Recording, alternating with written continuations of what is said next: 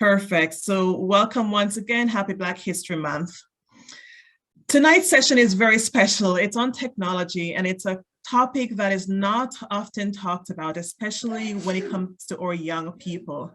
Please excuse the background noise.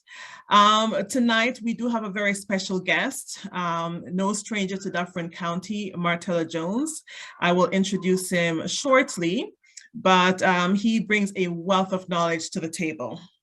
Before I introduce Martello, I just wanted to share with everyone that you will have the option to ask questions throughout the presentation. So you can enter them in the chat, use your raise your hand emoji, and I will take up any questions that you may have. The session is expected to be about 30 to 45 minutes. We may take the full hour, depends on how many questions we have tonight.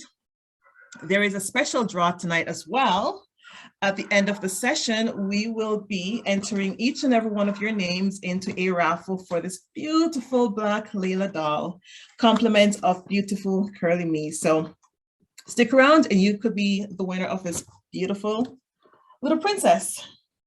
Okay, so I'm going to read Martello's bio because it is quite incredible, and I want to make sure that I give him the due that he deserves. Okay. Martello Jones. Martello was born at the Noel Holmes Hospital in Lucy, Jamaica. After graduating from Racines High School in 2001, Martello went to the University of Technology and completed his Bachelor of Science in Computing and IT. This passion for technology saw him join BlackBerry, one of the world's leaders in digital technology at the time where he helped them secure multiple patents. After BlackBerry, Martello embarked on a journey of entrepreneurship and continues to do so today. Martello operates Consult Beyond Technology Corporation, a mobile application consulting firm where he assists companies like Bell, Rogers, TELUS, and Fido in making their mobile applications scale for the modern consumer. On a personal level, Martello is a husband, father of 2 boys, enjoys hunting, fishing, boating, and fighting Muay Thai and kickboxing. Wow. From a business perspective, he is also the co-owner of Art of 8 Martial Arts Academy, Art of Code, and owner of Consult Beyond Technology Corporation. And I can tell you firsthand that Martello's coding organization is absolutely amazing because my son participated in it last fall, I believe, and loved it. So welcome Martello. Thank you for being part of our expert series for the month of February. Thank you, Alethia. A pleasure, definitely a pleasure to be here. Wonderful. I'm so happy you're able to join us tonight. So we do have a few guests here tonight. I will share at the end of the presentation, I will bring up a screen with the raffle wheel. And if your name is not on the list, I'll do a roll call and make sure that I've captured everyone. So I'm going to stop talking. I'm going to hand it over to the expert, the man of the hour, Mr. Martello Jones. Please take it away, Martello. All right. Thank you very much. Thank you. Thank you so much. Now, tonight, we're going to be talking just a little bit about technology and the opportunities that are in technology. And we're going to also touch just a little bit on some of the challenges therein. If at any point you have questions, as Alethia outlined before, by all means, field those questions. I love conversation. I love dialogue. And so if you don't be afraid to interrupt me with your questions, just ask those questions away and I will give you a nice opportunity to fill those answers in. All right, so I'm just gonna share my screen here so that we can follow along.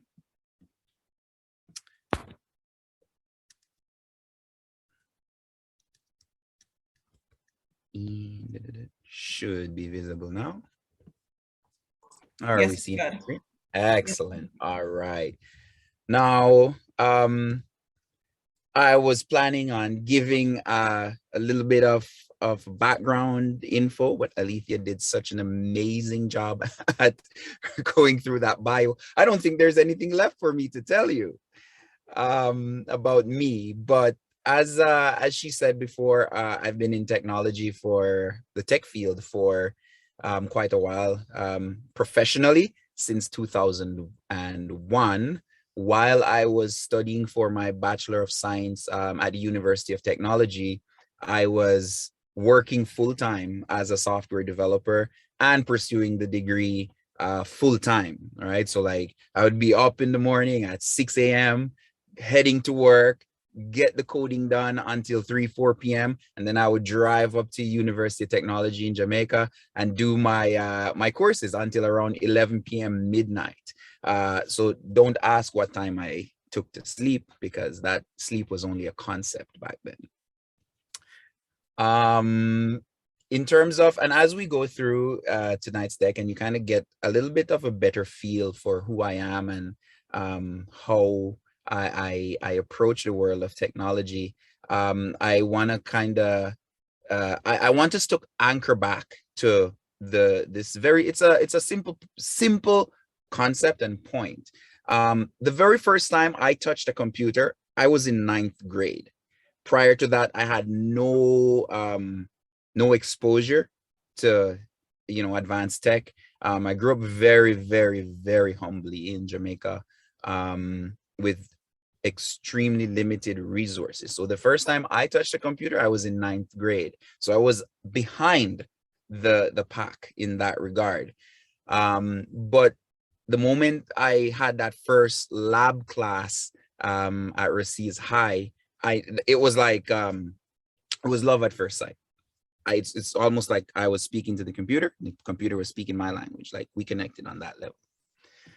So before we go into the depth of what I want to talk about tonight, I just want to give a little bit of a little bit of context of where my professional experience comes from. I migrated to Canada in 2007, and immediately as soon as I got here, I started applying for jobs in the field. I ran into quite a number of walls. I can clearly remember one incident where I went for an interview down in Mississauga, and the person that was interviewing me said, "Your resume looks good, but you don't have any Canadian experience." And in like in Jamaican terms, I can be feisty, right? So, but very professional. So when that person said, when he said that to me, I literally sat there and I looked at him and I said, what exactly is Canadian experience? I am an IT professional. IT in Jamaica is the same as IT here. It's the same as IT in the United States. All the applicants that you're going to see have done a Bachelor of Science in computer science. That's what I did. Plus, I was always working full time. So can you define for me? Because maybe being new to the country, I don't understand what the Canadian experience you're talking about is. And if there is actually something, let me know so that I can go and equip myself, because I like to equip myself for scenarios. And the gentleman looked back across the table at me, and he said, no one's gonna employ you. You don't have Canadian experience. That's no definition for it.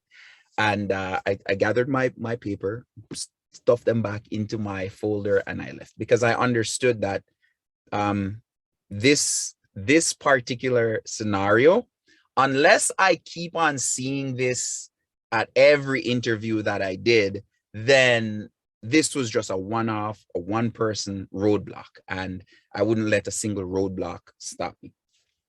Anyways, I continued applying for jobs, and to kind of compress the story down a bit, eventually I ended up in Ottawa at a company called Gesture Tech. That's this company here at the bottom, where that company was doing applied computer vision technology. So in summary, it takes the data that's coming from the camera. So like me, you see me here in front of the camera, it looks at that at a data level and figures out, well, something moved left, something moved right. And what we were doing is we were taking that input and using it to power games. So instead of, you know, having like a controller where you are pressing left, right, up, down, and so forth, what you could do is just move your finger, move your hand, and that would translate to a movement. So anyways, I was with Gesture Tech for a while, and back then BlackBerry was shining. So I saw that as my next logical step, because I wanted to dive deeper into the mobile software world.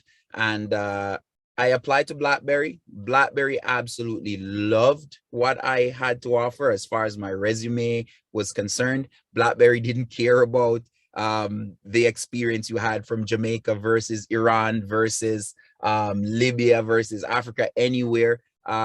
It was truly a multicultural environment in terms of the talent. BlackBerry saw talent. BlackBerry saw experience, they saw talent, and what you could contribute to the company. And I think that was my first real exposure to a company that looked beyond, you know, demographics and or where you're from, and rather made it really simple. What can this person contribute to the company? So I worked at BlackBerry for about 6 years, working on universal search and SDKs for other developers to use to make their applications great, and help them file and get a couple patents in the process. That was truly my opportunity to dig in and see that, yes, I was correct. When I chose a path of becoming involved in the software industry with a mobile specialization, I was correct in doing so. And so from BlackBerry, I went on. After I left BlackBerry, I decided to take the plunge and go out on my own, started consulting. And that's how if you notice, most of the companies on this slide right here that you're looking at are within the mobile, the telecoms industry. Because that mobile experience that I took from BlackBerry, I used it and I applied it into different aspects of, you know, my new journey, becoming an entrepreneur and a consultant for these companies. And I cannot say that I made a bad decision. It has been really good.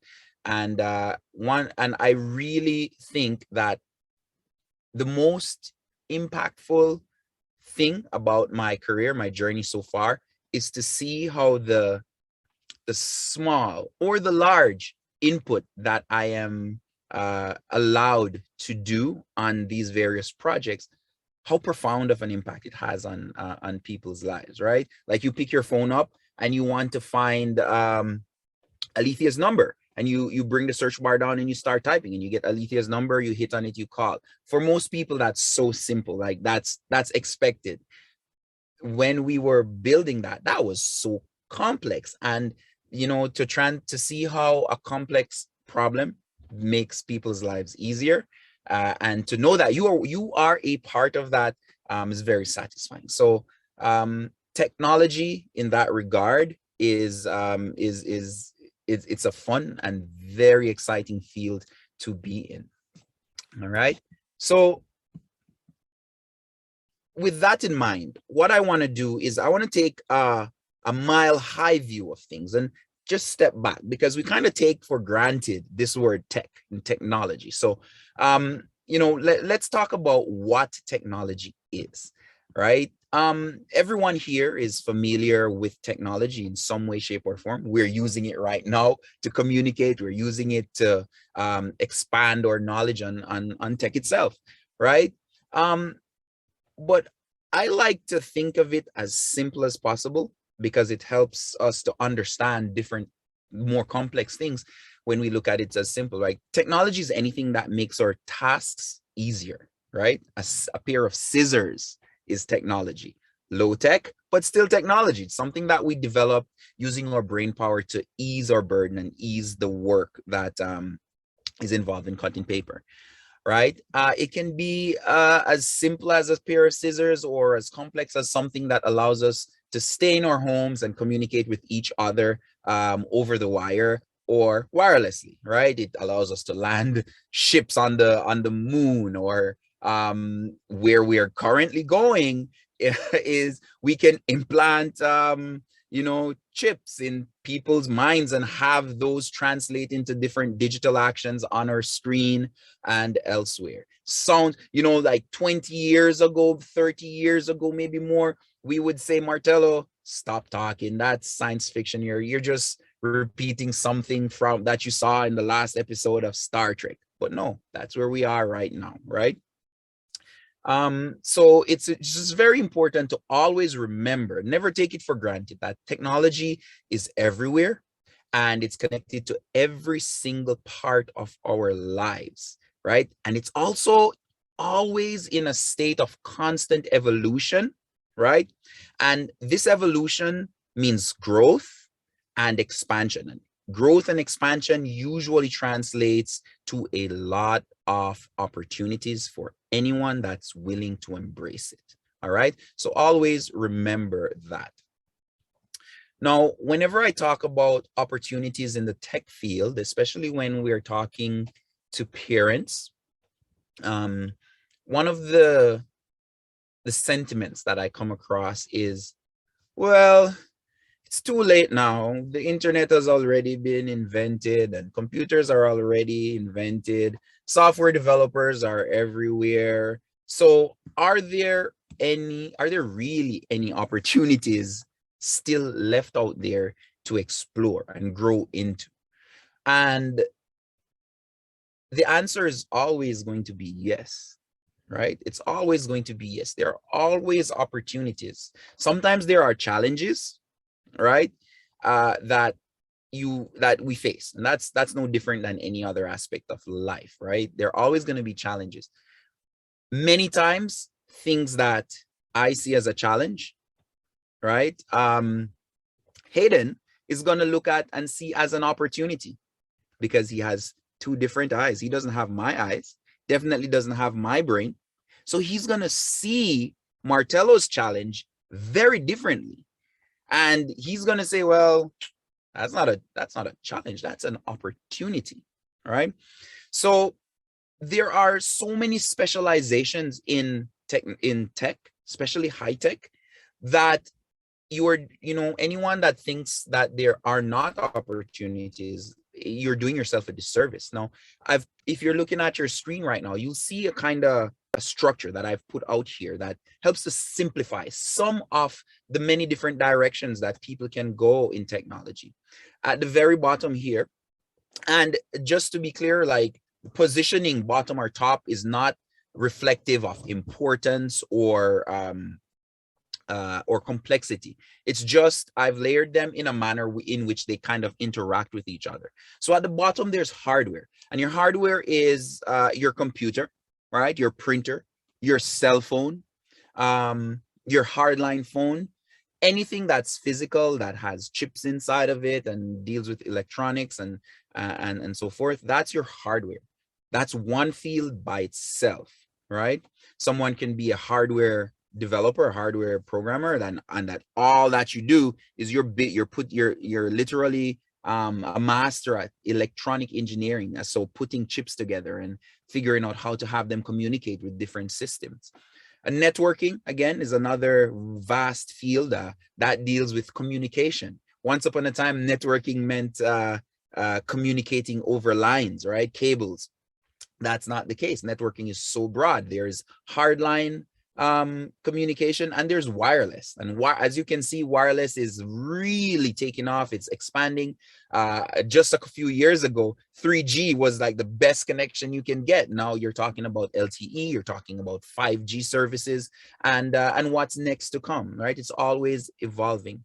On top of your hardware and your networking layer, there's software. Software is everywhere. We're using software right now to communicate. Sorry, my lighting just went out on me. Give me 1 second, please. Let me just quickly correct that. Because, apologies. I should probably have a slide in here that says, and yes, technology can fail. All right. Which is what happened here. All right, good stuff. Now, let me just reposition my light. Give me 1 second, please. So that While is, you're repositioning Martello, the thought yes, just occurred to me. How do we make, and you'll probably get to this question, but how do we make technology more exciting for our young people to be on the other side, behind, right, oh as yeah. opposed to in front playing the game?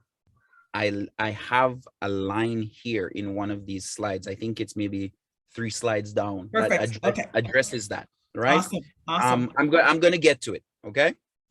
Now, sorry, I think I skipped forward, right? So these layers here, software, your data, artificial intelligence. I'm sure everyone is hearing this term a lot more nowadays. Tech support and system administrations. And on both sides of these columns, you'll see architecture, design, research and development, thought leadership, and on the right side, security. These particular fields are span almost every layer. Security spans every layer. Architecture and design spans every layer. Professionally, I am in the architecture layer. I spent numerous years in software. Now I'm in architecture. And I can tell you without hesitation that my field in particular is one of the most challenging. It's fun, incredibly fun, but it is also challenging, right? Because as we are building systems, we're designing systems. One, we're always designing a system to solve a problem, okay? It could be a simple problem, it could be a complex problem. But in many ways, we are not only solving a problem that exists today, we are solving a problem that will exist tomorrow that we do not know about yet. And that might sound really nonsensical. How do you solve something that you do not know about? And this is where there is always a little bit of a tug of war, internal battles between the architects and the security, like the software architects like myself and the security architects, because security architects need to shut everything down, make it super tight. Whereas software architects on my side need to satisfy the vision today and tomorrow. We need to make it future proof. And often it's a balancing act. You have to give some and get some. So finding that balance is quite exciting. Sometimes not very fun, but it is an exciting thing to see unfold. Now, one sec, let me quickly jump over here. Yeah. Now, like I briefly touched on before, for every opportunity, there is a challenge. And some of these challenges can be opportunities. Now, I want you to think back 15, 20 years ago when you first heard about MySpace or Facebook or Twitter, right? This was just another website. That's how we're thinking. This is just another website that allows us to connect to people. Now, on the surface, right? On the surface, that's what we see. As consumers, we see a tool that we can use to connect with and communicate with others, okay? But that's not what Jack Dorsey saw in Twitter. That's not what Mark Zuckerberg saw in Facebook. What they saw was an opportunity, yes, to connect people, but more so, they saw an opportunity to understand people's behavior. That's what Facebook is. It's behavioral analysis. So it knows that Alethia likes looking at Black-owned businesses. So then that means Facebook can sell Martello some ad space to put a Black business in front of Alethia via advertising, right? So when through one lens, a problem, a challenge, an opportunity can be one thing, but through another lens, it can be something totally different, right? Which is why I used the analogy earlier to say with Hayden, to say, I'm seeing a challenge, but he's seeing an opportunity. So that's what tech is. As long as you have that mindset, that there is always an opportunity lurking around the corner, then you can find and create that opportunity. And especially if what you're looking for is less focused on the financial return of what you're trying to create or explore, and more so on how it's going to improve someone's life, how you're helping people do things, then it will take off. Sometimes I look at like new apps or new systems that are put out, and on one hand they look silly, like they are absolutely silly, but then they're popular because they're solving a need. And even if that need is something as basic as killing time, well, it's solving somebody's need, right? One of the things with opportunities in tech is you can't wait and you cannot doubt yourself, right? You absolutely have to follow your instinct, follow your passion, and take it where it will go.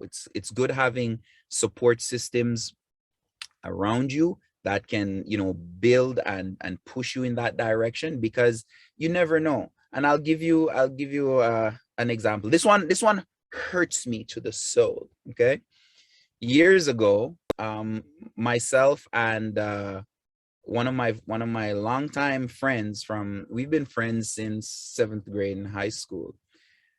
We were watching, there was this movie called Burn After Reading a few years ago. We watched that movie, and we were communicating via text, via SMS, and I was like, dude, I should be able to send you a message and see that I have a typo in here that I know you're gonna tease me about, and just delete it, as I don't want you to see it. And so I embarked on writing code for this app. I called it Burn After Reading. And eventually my motivation fell off in following through on that. And I was also busy with some other things too. I was like, yeah, whatever. Nobody wants this. This isn't solving a need. And about a year and a half later, or 2 years, Snapchat was born. And it's the same concept, sending a message that auto deletes, or that you can wipe clean from the recipient.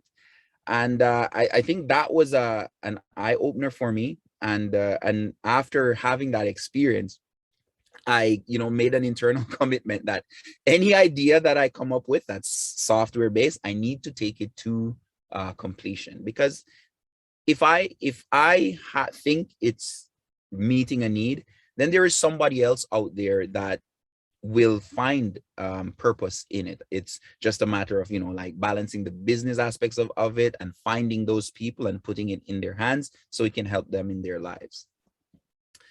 But what I want to talk to you about here are these opportunities. So if you notice on the screen, I've kind of highlighted some of the different fields in software.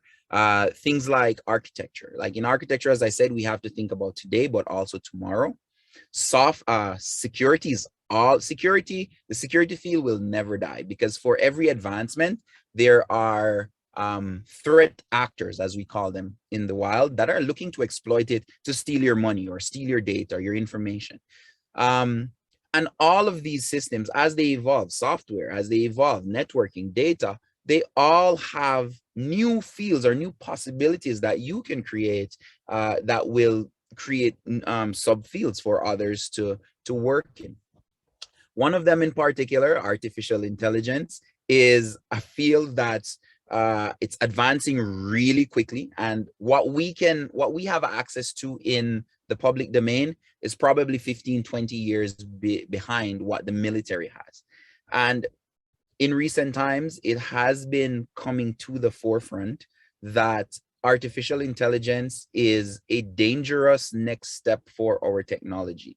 We are approaching a point where things that we see in the Matrix movies, if you are familiar with that, or Terminator, where an artificial intelligence takes over and decides that, nope, humans are too evil, let's wipe them off the planet. We're approaching that point where artificial intelligence can make those decisions. We've seen a couple tests. In 2016, Facebook created 2 artificial intelligence bots. They were conversational bots, so they were supposed to speak to each other in English, but they're self-learning, so they can learn how to communicate across different languages. And what happened shook the researchers, because those 2 bots learned how to communicate with each other in a language that the humans in charge of them did not understand. At first, they thought the bots were just like they were messed up and they were speaking garbage. But further analysis showed that these bots had developed their own language and were able to communicate with each other. And that's scary. So when we talk about opportunities and challenges, I look at that one that I just described as a challenge, an opportunity that could come out of this. And it is very important that we take this seriously, is that we need to, in the new generation of software engineers and systems engineers that are coming up, are going to need to wrestle with this. As AI gets smarter and more powerful, we need to make sure that at their core, we are building the right ethical standards into these systems. Because let's look at how AI works, just briefly. It takes information and then comes to a conclusion through many different ways. If we're feeding AI with information that's available on Twitter, as an example, right? And this is something that has been tested. If you feed AI with data from Twitter, in no time, that AI becomes racist. It's not even, it sounds silly, but it's a reality. And by racist, I mean that the decisions that the AI will make against people of color versus not, people that are not of color, are based again on what it's fed. So if it's fed garbage, it's going to make smart decisions on that garbage. So we have an ethical responsibility, current and the new generation of experts, to ensure that at its core, the systems that we're building can reflect the positive human ethics.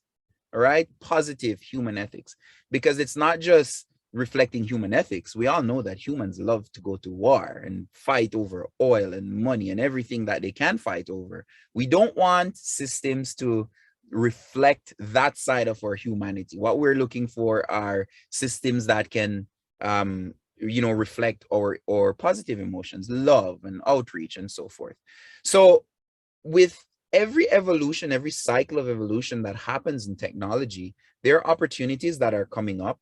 And this one that I touched on briefly is a really important one that I'd love to see our communities get involved with, and a stronger push to get our kids in there, so that because the kids coming up in this generation, they're a lot more open-minded in terms of breaking down barriers to around things like race, religion, demographics, and so forth. So we need that positive mentality to be injected in the systems that we're building.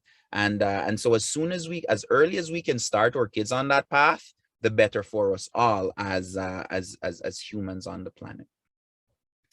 Now, let's talk about barriers to entry. Technology is one of the fields where the barriers to entry are relatively low. All right. Like I mentioned briefly in the beginning, I grew up very poor in Jamaica. The most I had technology-wise was a TV with rabbit ears and a fridge. That's it. All right. I didn't touch a computer until I was in the 9th grade. And every step after that was me going to the library, doing research on the internet, paying, at the time, I think it was like $10 for an hour or whatnot, 10 Jamaican dollars an hour at the public library to research how to code, the different programming languages, and just like feeding on that knowledge. And with that knowledge, I was able to get to a point. Remember, it's a poor Jamaican boy with no access to a computer at home to practice anything.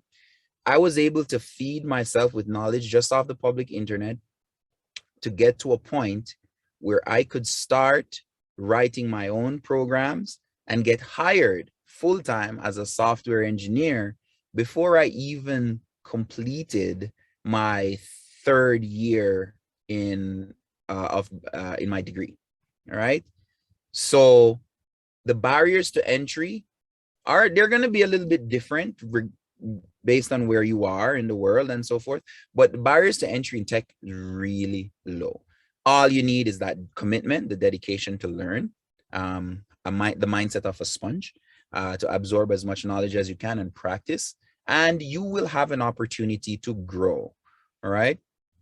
Now, one of the things that I want to point out before I go to the other side here is one of the biggest barriers to entry in tech. It's not access to the tech itself. It's not access to hardware, a computer. Because like, for example, in today's world, everyone has a phone. Everyone has a computer. Might not be the latest and greatest, but it's sufficient to get you started. The biggest barrier to entry is the socialization on tech, how we view ourselves and how we view those in tech. I, for one, I know for the longest time and still do, I take great offense when someone refers to me as a geek or a nerd. These seemingly innocuous phrases that are used to describe people in technology, smart people, dedicated people, I have found to be very, very big barriers for, especially for the younger generation, right? Think about it. Kids want to be cool, right? And in most cases, what does cool mean? Cool means being involved in a popular sport. So we're going to talk basketball, soccer, hockey. Being cool means, you know, knowing the latest rap or dancehall artists or whatever for entertainment purposes. That's being cool. Martello, you're a nerd. That's not being cool. And no one likes to be labeled as anything, to be honest, right? Because a label such as being a nerd or geek, for many, that alone is steering their head this way. They will not look at it. They will not explore it seriously because they do not want to be, they do not want those labels attached to them. So for all the parents that are on, or adults that interact with kids, I want you to understand that sometimes kids not showing interest in exploring tech as an option comes right back to something as simple as those labels. Calling them geeks, calling them nerds. For some, it will fly over their head. They won't care. For others, it can have a profound impact. They can be like, yeah, no, I don't want to do it. And sometimes kids do not realize that this is what it is. But if you were to sit down and have a heart-to-heart conversation where they can be really honest with you about it, you will realize that that is a barrier. The name calling and the labels that go with being smart, right? So be mindful of that, because I think that's one of the biggest barriers that we actually have to fix. Now, the other side of it is technology has kind of, for many, not many people chart a path in technology from their young. It's, you know, very few people at 5 years old or 7-year-old go, I want to be a software developer, right? It's very rare. And some of that, again, comes from the input from parents. Now, you know, like, and I'll be a little bit biased here, but as a dad, when you have a son or daughter, what are you going to do? You're going to try and push them into the sports that you love, the ones that you were good at, right? I was good at soccer. You're going to be a soccer player. You know, I was good at volleyball. You're definitely doing volleyball. And so what happens is they do not even think about it. But beyond that, one step above that is how tech is kind of happened upon by most. You get to high school or college or university, and then you discover a love for it, and then you jump into it. You can make great waves. You know, that's how I got into it. I got into it very late, at 9, well, not very late, but later than everybody else, at 9th grade. And I have, you know, gone relatively far with it. We need to prepare, explore, and pioneer. We need to treat tech and careers in tech just like how we treat sports. Look at a professional sports. We have our kids in minor league baseball, soccer, football from a very young age. And there is a nice and amazing support system for them from that tender age all the way up to adulthood, when they can probably become professional players. You have the supports, you have that groundwork, minor league stuff that builds them and helps to prepare their minds and bodies for the future paths. We need to start doing something similar with tech at the grassroots level in our communities. We need to invest in technology hubs for kids. We need to get them involved with coding, with robotics, with hardware from as early as possible, so that their minds, like we can just like we try to figure out which sport our kids will be good at, we have them in every little thing. We need to make tech one of those things, because they may love it, they may not, but you'll never know if you do not give them an opportunity to explore their creativity, right? This is, I think, one of the biggest impacts that we have an opportunity to affect. Like, we can put this in play. And the way that I look at it is, we're giving our kids opportunities, right? And as you can see what I have here, we're giving them options, because options seed opportunities, and opportunities facilitate innovation. Okay, it's as simple as that. If we don't give our kids options, they're gonna miss out on some opportunities. And if they miss out on opportunities, can you imagine if Mark Zuckerberg was forced to play football, right? We would not have Facebook. Okay, so I want you to think about how many other possible systems that could benefit this world that have not materialized, because the people that are supposed to look at the problem with a different lens got pushed into another direction. All right. So closing thoughts on the matter.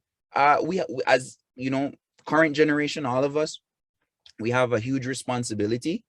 We have to think about technology for tomorrow, kind of like how I mentioned that we think about software, making it future proof by thinking about the challenges of tomorrow and trying to solve them before they even happen. We need to treat our youth in a similar manner, right? Give them options, give them opportunity, feed their growth. And so when they move into the realm of tech, you know, what they come up with, we will be able to sit back on our rocking chair and look at it and see the positive impacts that it's having on the world. All right. So that's kind of what I wanted to talk to everyone about tonight. Give it a very high level view, but open our eyes to some of the issues that have been very persistent. And you know, hopefully tonight's talk kind of gave you a different perspective on how to look at tech and how to approach tech with younger audiences and how to get them engaged. This was awesome, Martello. Thank you. I do have some questions in the chat. The first is actually a comment. Great point about how we label people. That makes sense, much like many parents are saying, I don't like math. So true. There's a question from Jane. What would technology hubs look like? Would they be community-based, school-based, both, other? I think both. I think much like many support systems that we have in the world, you need a good mix of private and public collaboration to get the best out of it. School, I think, will be a great introduction, and then private is where likely the kids will get an opportunity to expand upon the introductions.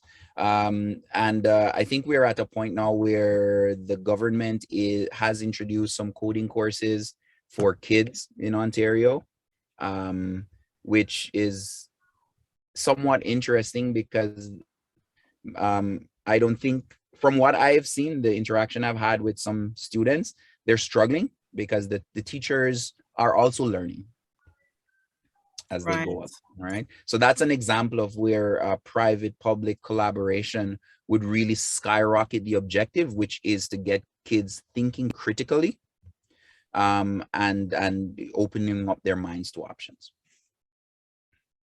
That's fantastic. And I know just from the limited exposure that I had working with, well, not working with you, but enrolling students in your coding program, I found that collaboration to be very effective. So if we could have more groups coming together like that, I think that would be a great way in bringing technology to the community, much like how I like the analogy that you use with sports, right? We have so many community centers focused around sports. What if we had hubs similar where kids can just go and instead of playing sports, they're learning to code, learning to build robotics. So that would be fantastic. And, you know, I'm open to have further conversations with you, Martello, on this and see how we can make something happen in Dufferin County, whether through grant funding or other means. So. Absolutely. I have a grand vision that one day where hubs are concerned, we'll be able to set hubs up and have these kids competing with their ideas and their creations, because competition often forces that creativity out. So just like these minor leagues are competing with each other and it's making the kids better, right? Same concept. That's fantastic. I know the university levels usually have a hackathon, but I'm not aware of anything at the junior levels, right? And that's where the seed is planted at the young age. So I love that idea. Just a few more comments in the chat. Yes, as one example, coding is now embedded in grades 1 to 8 math curriculum. That's fantastic. Thank you, Jane. Mm-hmm. Are there any other questions? Sorry, go ahead. Just one quick comment. I think that was a really, really good move, embedding it in the math curriculum. But I have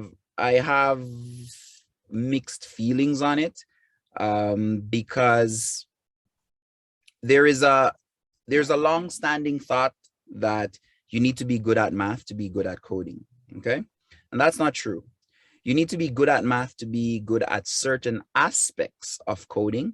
So for example, if you want to be a game developer, that's a really good example, or a data scientist, you need to be good at numbers and you need to be really good at your math. But I worry that by having coding as part of the math curriculum, so the situation where we're at today, where kids hate math, absolutely hate math, and are unwilling to do math, we might end up at that same point if the approach taken for coding under a math curriculum is not one that allows them to have fun and explore their creativity.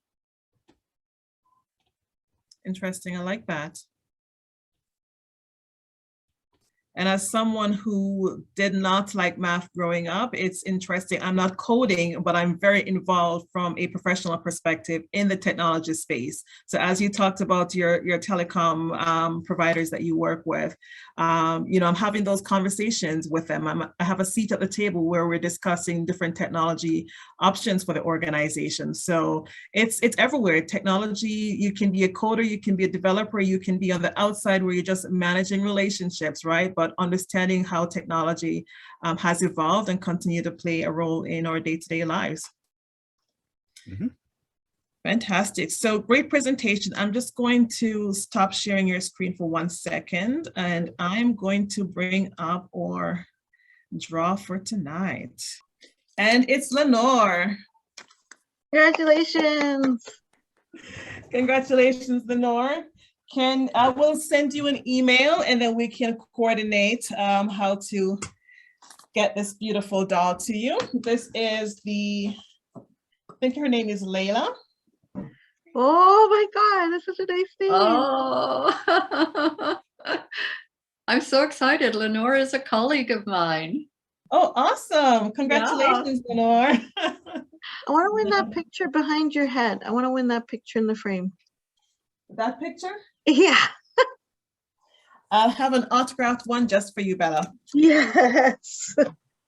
Awesome. So thank you everyone for joining us tonight, and stay tuned for our next session on the 1st of March. But before that, we have a number of Black History Month events coming up on the 22nd of February at 7 p.m. an author series with the Orangeville Library.